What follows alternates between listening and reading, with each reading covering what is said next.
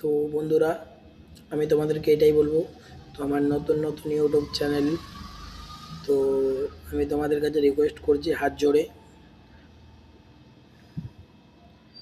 জোর করে বলছি তোমাদেরকে, তো আমার চ্যানেলটাকে একটু আগে বাড়ানোর চেষ্টা করবা তোমরাই, সাবস্ক্রাইব করে দিবা। এবং কি আমার যেগুলা প্রেমের কাহিনী 2-3টা ভিডিও আমি ছেড়েছি, তো সেগুলাকে একটু শেয়ার করবা অন্য অন্য কাছের কাছে, যেন মেয়েটা বুঝতে পারে তো মেয়েটা আমাকে কতটা কষ্ট দিয়েছে।